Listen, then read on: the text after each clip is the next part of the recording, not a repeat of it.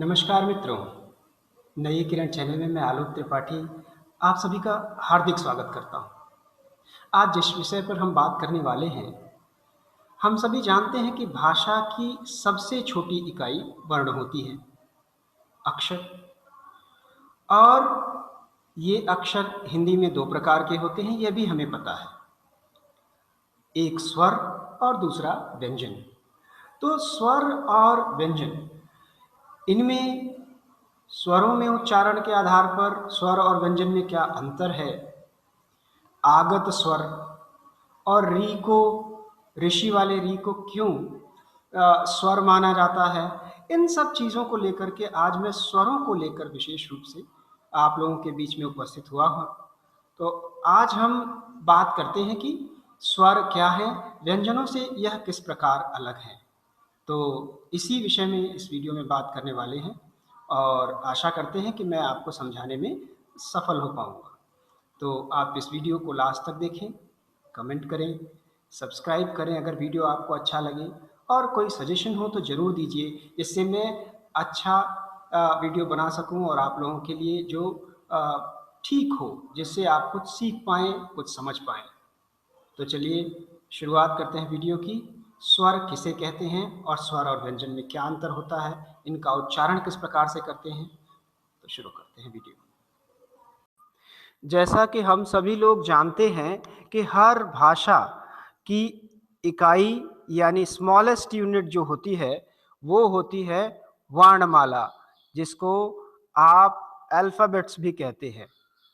तो भाषा की शुरुआत होती है अल्फ़ाबेट से।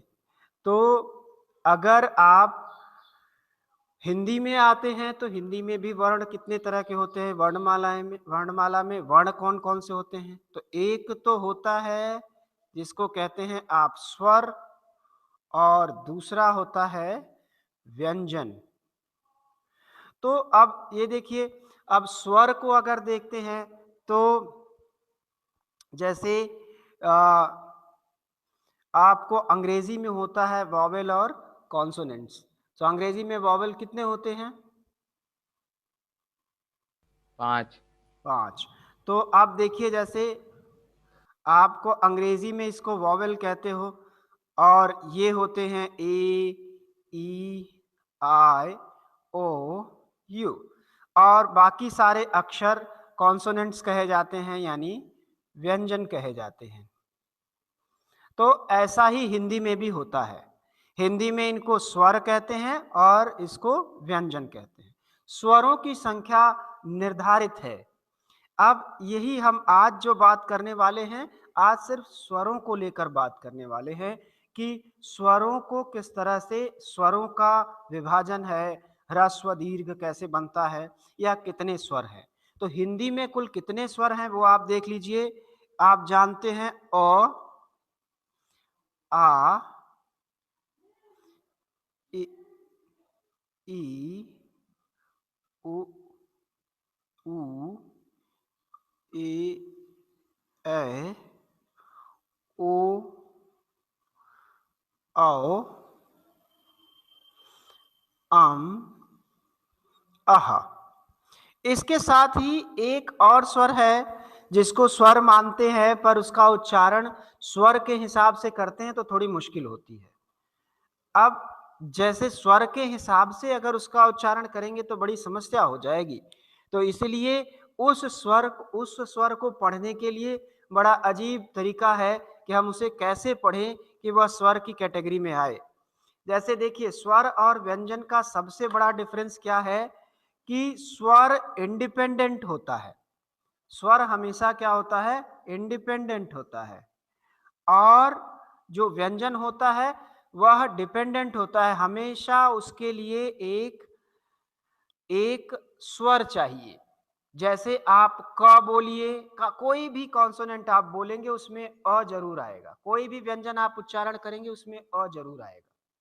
तो बिना स्वर के व्यंजन का उच्चारण नहीं किया जा सकता, लेकिन स्वर का उच्चारण अकेले कर सकते हैं। अ, आ, ई, ऐसे कोई भी अक्षर अगर व्यंजन का है तो जब आप उसका उच्चारण करेंगे तो आपको स्वर की आवश्यकता लेनी ही, स्वर की मदद लेनी ही लेनी है। तो अब ये देखें हम कि ये स्वर में एक स्वर ऐसा है जिसमें, और इन स्वरों की एक विशेषता है कि इसमें हवा जब आप बोलते हैं तो कहीं से टकराती नहीं है, चाहे अ बोलिए, चाहे आ बोलिए, चाहे ई, चाहे उ, कुछ भी बोलिए, कहीं से टकराती नहीं है। लेकिन जब आप व्यंजन बोलते हैं तो आपको आपकी आपके गले में, जैसे क, तो गले में रुक रही है आवाज, वहां से टकरा रही है।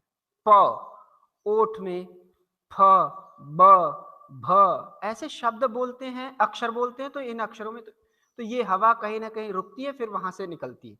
तो स्वर में ऐसा नहीं होता, और व्यंजन में हवा कहीं ना कहीं से टच होकर के निकलती है। तो स्वर और व्यंजन में अंतर क्या है, ये तो मैंने बताया। दो अंतर होते हैं, एक तो इंडिपेंडेंट नहीं होते ये, और दूसरा होता है ये डायरेक्ट होते हैं, सीधे इसमें हवा मुंह से बाहर निकलती है, और इसमें दूसरा कहीं ना कहीं इनको टकराना है, ये है, पक्का है, गारंटी है, बिना टकराए मुंह से हवा नहीं निकलेगी। तो इनडायरेक्ट है, इसमें जब हवा निकलती है तो इनडायरेक्ट। अब इसमें एक दो और व्यंजन होते हैं, जैसे 1 2 3 4 5 6 7 8 9 10 11 12।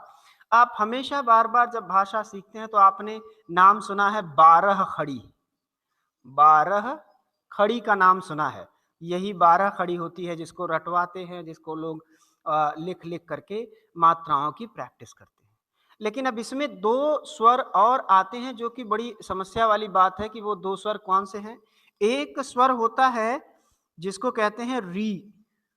अब ये तो बड़ा अजीब स्वर है, इसके उच्चारण में तो हवा जीभ से टकरा ही रही है, री, ऋषि, या कुछ लोग गुजराती और मराठी में इसको रू भी बोलते हैं, ठीक है ना। और जैसे सभी के लिए मात्राएं होती हैं, वैसे इसके लिए, अब जैसे अ की कोई मात्रा नहीं होती, आ की मात्रा होती है अक्षर के आगे खड़ी पाई, ई की मात्रा होती है अक्षर के पहले एक, ऐसे एक लाइन खींच के उधर, फिर अक्षर के बाद ऐसे, फिर ऊ की मात्रा में अक्षर के नीचे ये, बड़ी ऊ की मात्रा में अक्षर के नीचे ये, ए की मात्रा में अक्षर के ऊपर एक, और ए की मात्रा में अक्षर के ऊपर दो, ओ की मात्रा में ऐसे, ऐसे लिखते हैं, अम में अक्षर के ऊपर ऐसे, और अह में अक्षर के सामने ऐसे विसर्ग जैसा लगा देते हैं। तो ऐसे ही रू की जब मात्रा की बात आएगी तो यहां पर इसमें अक्षर के नीचे ऐसे शब्द ऐसे लगाते हैं, देख अच्छा, रहे हैं ना दिख आप, नहीं रहा ऐसे सर, थोड़ा हाँ हाँ ऐसे लगता ऐसे है। लगाते हैं। जैसे आप देखें कृपा, ठीक है ना, मृत्यु, ये शब्दों में ऐसे रू लगाते हैं। तो ये व्यंजन है कि स्वर है, ये थोड़ा समझने की बात है कि इसमें एक हमेशा ये विवाद का विषय रहा है। और एक और स्वर बचता है जो बहुत महत्वपूर्ण है, वो स्वर है विदेशी शब्दों का जब आप उच्चारण करते हैं तो वहां पर एक स्वर आता है जिसको कहते हैं आगत स्वर। ये आगत स्वर माने इंपोर्टेड है, ये वॉवेल इंपोर्टेड है, इसीलिए कहते हैं इसे आगत स्वर। जब आप किसी अक्षर को ऐसे लिखें, जैसे उस इसकी मात्रा क्या होगी, अक्षर के ऊपर ऐसे, और जैसे कॉपी, ऑस्ट्रेलिया, समझ रहे हैं आप, ऑफिस, कॉलेज, ये अंग्रेजी के शब्द जब आप प्रयोग करते हैं तो कॉलेज में अगर आपको कॉलेज लिखना है तो आप ऐसे लिखेंगे, कॉलेज, ये ये देख रहे हैं ना आप? तो ये आपका आगत स्वर है, ठीक है। तो मेरा अनुमान है कि मैंने ये बताया आज के इस कक्षा में, अभी तक जो मैंने समझाया उसमें आप देख लीजिए कि भाषा अल्फाबेट से बनती है, हिंदी भाषा भी अल्फाबेट से बनी है। जैसे अंग्रेजी में अल्फाबेट्स कहते हैं, इसको हिंदी में वर्णमाला कहते हैं। और ये दो प्रकार के होते हैं, एक स्वर होता है और दूसरा होता है व्यंजन। स्वर और व्यंजन में दो महत्वपूर्ण डिफरेंसेस होते हैं, एक तो ये स्वर इंडिपेंडेंट होता है, व्यंजन इंडिपेंडेंट प्रोनाउंसिएशन नहीं कर सकते। फिर ये डायरेक्ट हवा इसमें मुंह से बाहर निकलती है, प्राणवायु, और इसमें ऐसे। तो ये एक छोटी छोटी सी बात थी जिसमें आप वो वर्णमाला समझाए। और फिर स्वर के बारे में हमने डिटेल में देखा कि इनकी मात्राएं ऐसे लगती हैं, और दो अलग किस्म के ये स्वर विवादित है, अभी तक समझ में नहीं आया कि इसको किस जगह रखा जाए। और दूसरा अलग से देखा आगत स्वर। बाकी सारी 12 खड़ी के शब्द हैं तो आप बड़ी आसानी से कर लेंगे, आज समझ जाएंगे। अब इन स्वरों के अंदर भी एक चीज होती है, जिनको बोलने में ज्यादा समय लगता है वो दीर्घ माने जाते हैं। स्वर दो तरह के बना दिए यहाँ पर, जिनको बोलने में ज्यादा समय लगे वो दीर्घ, और जिनके बोलने में कम समय लगे करीब हाफ, उनको कहेंगे लघु। तो हमारी जो मात्राएं हैं वो उसी पर आधारित हैं। आ, ई, जैसे किताब, तो किताब बोलना है तो लघु है क्योंकि कम समय लग रहा है। अगर वही मैं बोलूं पीला, तो ई का उच्चारण एकदम स्पष्ट हो रहा है, एकदम प्रॉपर सुनाई दे रहा है, ज्यादा समय ले रहे हैं, तो ये दीर्घ है। तो ऐसे अक्षर ऐसे स्वर जिनको बोलने में ज्यादा समय लगता है वो दीर्घ माने जाते हैं। जैसे मैं दीर्घ को अंडरलाइन कर दे रहा हूं यहां पर, आप देखिए दीर्घ को गोले में बना देता हूं। ए ए आओ, अह में ज्यादा टाइम लगता है। तो इनको आप कह सकते हैं, और ये भी है दीर्घ स्वर। तो इस तरह से ये दीर्घ हैं जिनको गोले में मैंने रख लिया। और बाकी अब हम क्या करते हैं ना, आजकल अलग अलग कारणों से बोलने के दौरान गलत तरीके से उच्चारण करते हैं। हिंदी एक ऐसी भाषा है कि इसमें जो बोला जाता है वही लिखा जाता है। अब अगर मैं आपसे बोलूं कि आप कहिए राष्ट्रपति, तो बहुत सारे लोग बड़ा अजीब तरीके से बोलते हैं पति, राष्ट्रपति। तो ऐसे पति कहेंगे तो आप पति लिखेंगे तो गलत होगा। विधि शब्द बोलूं तो लोग बोलते हैं विधि कर लिया, विधि नहीं होता। इसका सही उच्चारण क्या है? विधि। क्योंकि आप जब विधि बोलेंगे तभी आप ऐसे ये विधि लिख पाएंगे, तभी आप छोटे मात्रा लगा पाएंगे। क्योंकि आप विधि नहीं बोलेंगे तो विधि नहीं लिख पाएंगे। ऐसे ही जैसे मैंने आपको बताया कि पति शब्द है, पति शब्द है उसमें भी देखिए जो जो ह्रस्व होते हैं, ये लघु जो होते हैं, लघु इनको ह्रस्व भी शब्द यूज करते हैं। ये जो स्वर होते हैं, ये ह्रस्व स्वर जो बहुत मतलब इनका सिर्फ नाम भर का उच्चारण होता है, उनका पूरा साफ साफ समझ नहीं पाएंगे आप। जैसे देखें पति, पति शब्द बोला तो पति, ई को ज्यादा समय ही नहीं दिया मैंने, इसीलिए ये ह्रस्व है, ये छोटा है पति। और हम कहें पति, उसके पति हैं, उसके पति है, तो ये दिखाता है कि हमारा उच्चारण गलत हो रहा है, इसीलिए हम तुरंत इसकी मात्रा भी पति है तो पति लिख दिए, ये गलत हमने कर दिया। तो ये ह्रस्व और दीर्घ का उच्चारण में बहुत विशेष ध्यान रखना है। जैसे कुंज, कुंज में छोटी ऊ की मात्रा। फिर कूक, ऐसे आप शब्दों को अलग अलग, आपके पुस्तक में शब्द होंगे, आप उन शब्दों को देखिए और उनको बोलने की कोशिश कीजिए और देखिए कि ह्रस्व है तो उसका ह्रस्व की तरह ही उच्चारण करें, और जो दीर्घ है उसका दीर्घ की तरह ही उच्चारण करें। जब आप इस तरह से उच्चारण करने की प्रैक्टिस करेंगे तो आपकी जो बड़ी ई और छोटी ई की मात्रा है वो तुरंत सही हो जाएगी। जैसे आजकल बड़ा एक, फिर से बाद में इसके बारे में बात करेंगे कि क में बड़ी ई की मात्रा लगा के की, इसका प्रयोग कहाँ करते हैं, और कंजंक्शन वाली की इसका प्रयोग कहाँ करते हैं। तो इसको भी लेकर के हम आपसे आगे बात करेंगे। पर अभी आप ये देख लीजिए कि दीर्घ किसे कहते हैं और ह्रस्व यानी लघु स्वर किसे कह रहे हैं, और इनका उच्चारण में क्या अंतर है। साथ ही साथ ये री और ये आगत स्वर आ, ये इनको कैसे प्रयोग में लाते हैं, तो इनके बारे में भी हमने बात की। री में देखिए मैंने बताया यहां पर अक्षर के नीचे, जैसे आप इसका उदाहरण देख लें, कृपया, कृपया है, मृत्यु है, कृपालु है, बहुत सारे और शब्द हैं जिनमें ऐसे रू का इस्तेमाल करते हैं। इसको गुजराती मराठी वाले लोग जो पढ़ते हैं वो रू बोलते हैं, और हम लोग जहां हिंदी भाषी लोग हैं वो उसको री बोलते हैं। मृत्यु, ऋतु, ऋषि ऐसे बोलते हैं, ठीक है ना। और गुजराती, मराठी और अन्य भाषाओं में जहां प्रयोग करते हैं वहां पर ऋषि, ऋतु ऐसे बोलते हैं। तो ये एक तरह का अंतर है। तो मैं समझ रहा हूं कि मैंने जहां तक स्वर और व्यंजन का अंतर समझा दिया, और ह्रस्व और दीर्घ में जो अंतर होता है मैंने वह भी बता दिया। ठीक है, तो मुझे लगता है कि ये आप अब अच्छी तरह से समझ गए हैं। ठीक है, अब कुछ शब्द ऐसे देखते हैं जिनमें ह्रस्व और दीर्घ का थोड़ा सा भी अंतर हो जाए तो अर्थ का अनर्थ हो जाता है। तो इसीलिए मैं कह रहा हूं कि आप अपनी आपके पास कोई पुस्तक हो, कोई चीज हो, तो वहां पर आप जैसे विधि हमने ऐसे लिखा है तो आप देखिए और ऐसे भी लिख के देखिए, ये गलत है। फिर भी आप ऐसे लिखिए विधि और विधि, तो आप देखिए कि सही उच्चारण क्या है और ये गलत उच्चारण क्या है। तब आप समझ पाएंगे कि गलत और सही उच्चारण से क्या फर्क पड़ता है। अब दूसरी बात ये आती है इसके साथ साथ, अब आप देखें कि ह्रस्व और दीर्घ, ये छोटे और बड़ी की मात्रा, छोटा ऊ बड़ा ऊ की मात्रा से कितना बड़ा अर्थ में भी परिवर्तन हो जाता है। मात्राओं की गलतियां तो होती हैं, अर्थ में कितना परिवर्तन हो जाता है ये देख लीजिए। जैसे मैंने लिखा सुख, सुख माने होता है हैप्पीनेस, और वही मैंने लिखा सूख, तो सूख माने होता है ड्राई। देख रहे हैं आप?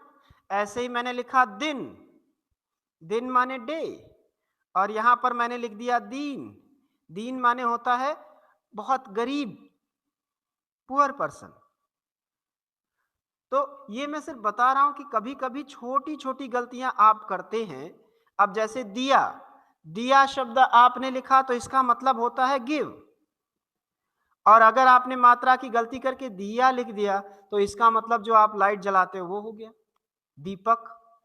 उसको अंग्रेजी में क्या कहते हैं मुझे नहीं पता। जो आप जैसे मान लीजिए हम मिट्टी के बर्तन में जो दिया जलाते हैं, भगवान को दिया लगाते हैं, वो वाला दिया, तब इट विल बिकम लाइट वाला। कैंडल बोलता है, ऐसे कैंडल जैसे कुछ। हाँ, तो लाइट वाला दिया बन गया। तो ये देख लीजिए कि छोटा सा, थोड़ा सा आपने ह्रस्व और दीर्घ में थोड़ी सी भी गलती की कि आपकी स्थिति ऐसी हो जाती है कि अर्थ का अनर्थ भी हो सकता है। ये तो कुछ मुझे शब्द याद थे तुरंत तो मैंने बताया। तो आपको अभी दो काम ये करने हैं। पहला काम ये करना है कि आपको ये सही उच्चारण और गलत उच्चारण दोनों को समझना है कि सही उच्चारण करते हैं तो कैसी साउंड होती है और गलत उच्चारण करते हैं तो कैसा होता है। तो अगर आप ये सब कर पाएंगे तो आपको समझ में आएगा कि ये क्या गलत है और क्या सही है। तो आप अपने किताब में से ऐसे 5 शब्द निकालिए जिसमें छोटी ई की मात्रा का प्रयोग किया है, छोटी ऊ की मात्रा का प्रयोग किया गया है, ह्रस्व ह्रस्व स्वरों का प्रयोग किया गया है, मात्राओं का। तो उसका उच्चारण कीजिए और उसी को दीर्घ बना के, गलत बना करके देखिए कि कितना बड़ा डिफरेंस होता है बोलने में। तो अगर आप ऐसा कर पाएंगे तो आप सही बोलना सीखेंगे, और जब सही बोलना सीखेंगे तो स्पेलिंग मिस्टेक या मात्राओं की गलतियां एकदम गारंटी कम हो जाएंगी। ठीक है, तो आशा करता हूं कि जिस तरह से मैंने समझाने का प्रयास किया है कि आप उच्चारणों को कैसे समझें, क्योंकि हिंदी एक ऐसी भाषा है जिसमें जैसा बोलेंगे आप ठीक वैसा ही लिखेंगे। तो स्वरों को लेकर के आज मैंने जो आपसे बातचीत की, आपको कैसी लगी इसके बारे में अपना प्रतिवेदन दीजिए, अपना फीडबैक दीजिए, कमेंट कीजिए, लाइक कीजिए वीडियो को और सब्सक्राइब कीजिए। इसके साथ ही अब मैं आपसे इजाज़त लेता हूँ। अपने मित्र आलोक को इजाज़त दीजिए। नोटिफिकेशन का बटन ज़रूर दबाइएगा, जिससे मैं इस प्रकार के अनेक वीडियोस पोस्ट करता रहता हूँ। तो आप जैसे ही मैं वो वीडियो पोस्ट करूँ, आपको उसकी जानकारी मिल जाए। तो चलिए, फिर आपसे मुलाकात होगी। तब तक के लिए अपने मित्र आलोक को इजाज़त दीजिए। नमस्कार।